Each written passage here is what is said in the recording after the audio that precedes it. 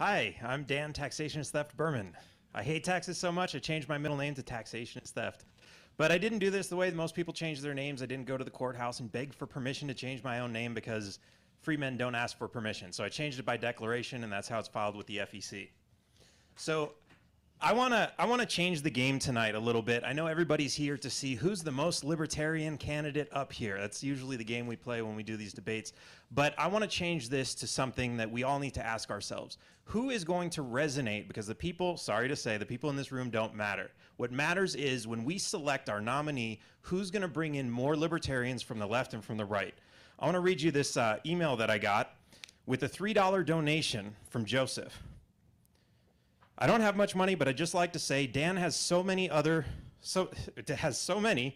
that libertarians lack. Style and presentation. Of course, I just messed up the style part. He's converted me from a progressive Democrat who has just a few libertarian leanings to believing that taxation is indeed theft. The hat forced me to acknowledge the argument, the hat forced me to think, and the hat forced me to research against it. My research was folly. Dan's campaign's videos are by far the best campaign videos I've ever seen, and is honestly inspirational. Thanks, Dan. So just so everybody does know, because I do get a lot of slack for the hat, it does come off. I don't wear it everywhere. I don't sleep in it, but it is a big part of the marketing campaign, and it's why we've done so well in recruiting Democrats and Republicans and not just bringing them to the Libertarian Party, but actually turning them into libertarians.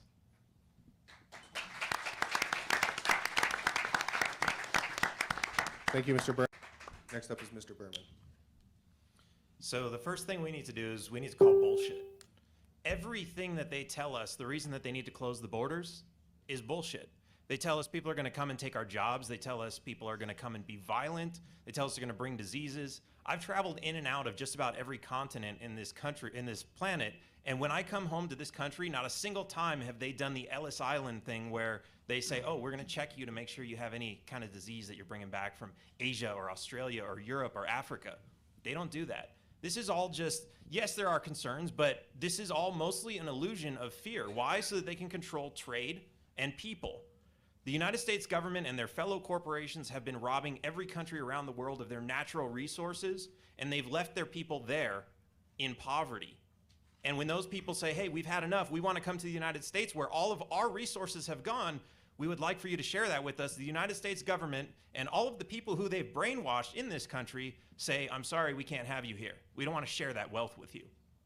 We need to realize that this entire system is bullshit. And once we recognize that, we can realize that once we end the war on drugs and once we end welfare programs for immigrants, a lot of our problems are going to be gone.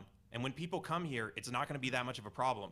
And other countries that we have destroyed will start to regain their own prosperity and their own wealth, so people won't be so desperate to come here. All gun laws are infringements.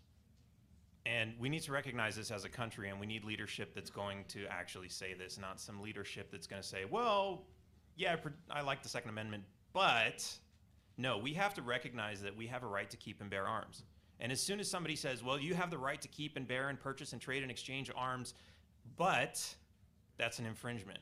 As long as that's an infringement. In Mexico, you have the right to keep and bear arms. There's only one store that sells guns in Mexico, and it's operated by the Mexican government and the Mexican military. Is this what we want America to look like? Because nobody in Mexico has guns, even though they have an absolute right to. They don't even know they have a right to. Why? Because that right has been eroded so much that even though you can keep and bear arms, where do you get one? Do you need a license? Nobody knows. There's not somebody you can go ask. And if we continue to erode the Second Amendment, that's where it's going. So we need to nullify all gun laws.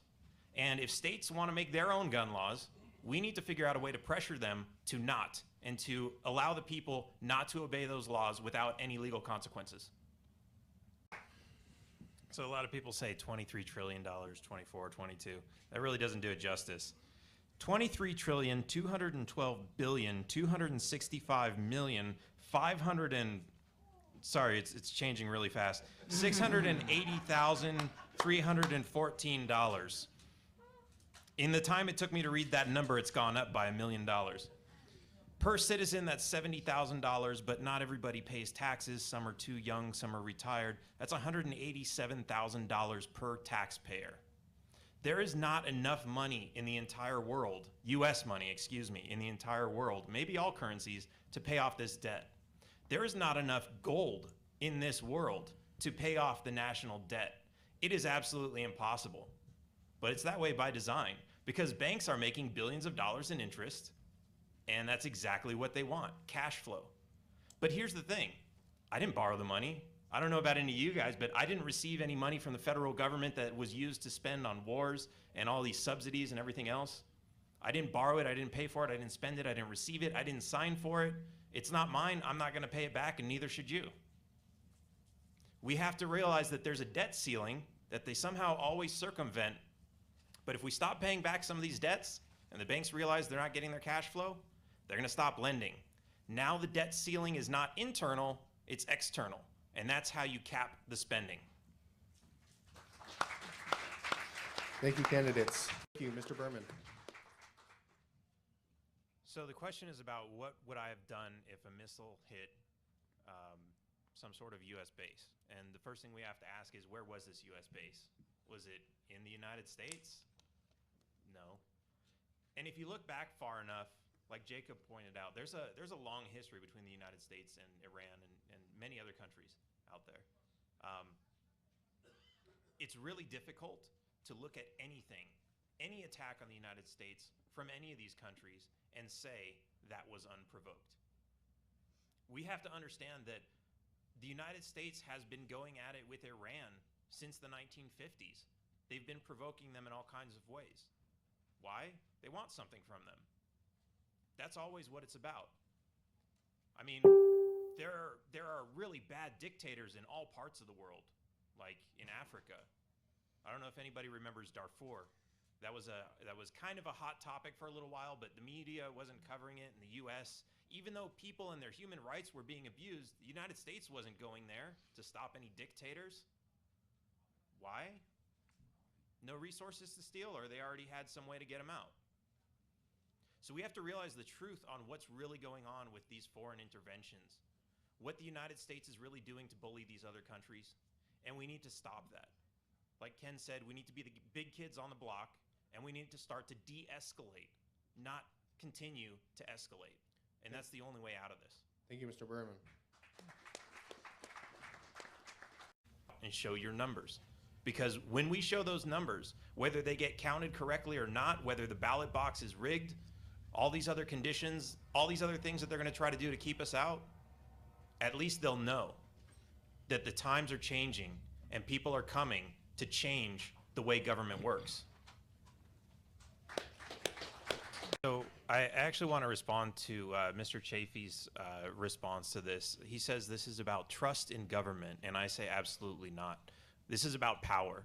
We should not trust government with this power, because if we give it to them now, even if we trusted them and we gave it to them now, 10 years from now, there's going to be somebody else. Do we know who that is? Can we trust them?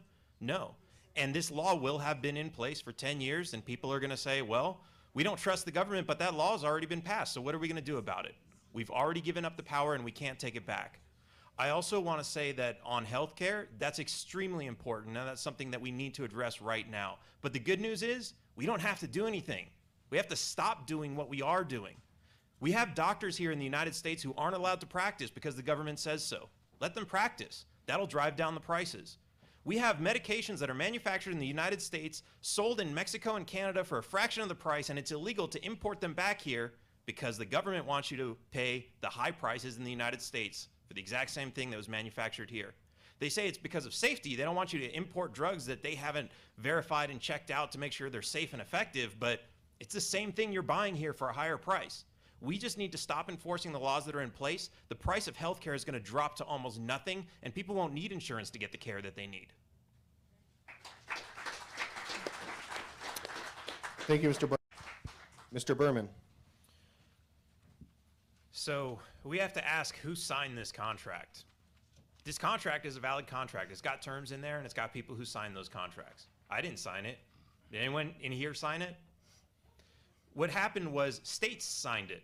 And so states are bound to that contract, but you and I aren't. So as long as the people who are acting in the name of that contract are not violating the rights of others, I don't see any problem with it.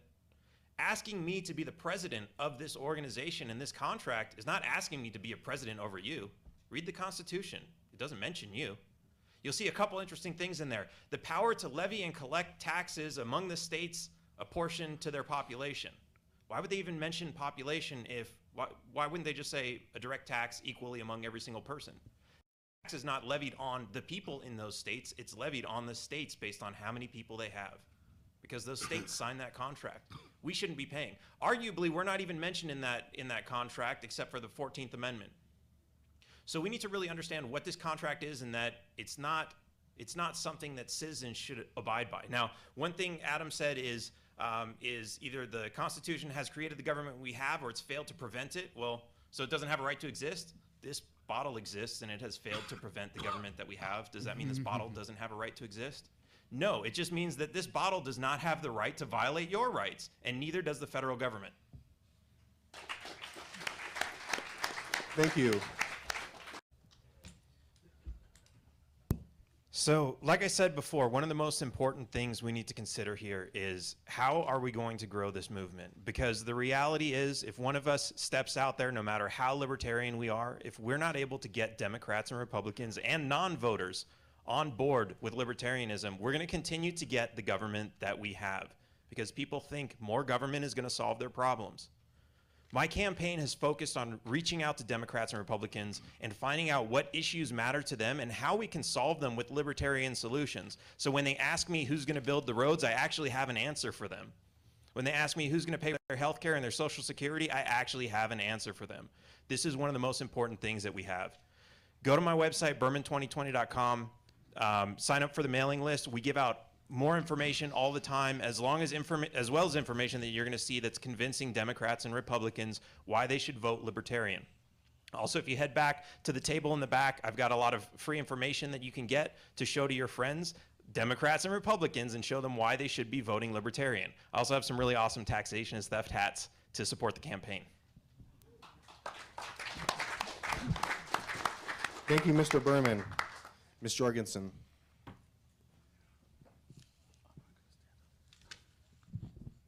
Well, first, I'd like to say thank you so much for inviting me. I really appreciate it. It's been great meeting a lot of you today, great reconnecting with old friends. If I haven't met with you, please come and see me afterwards. I'd love to talk with you. And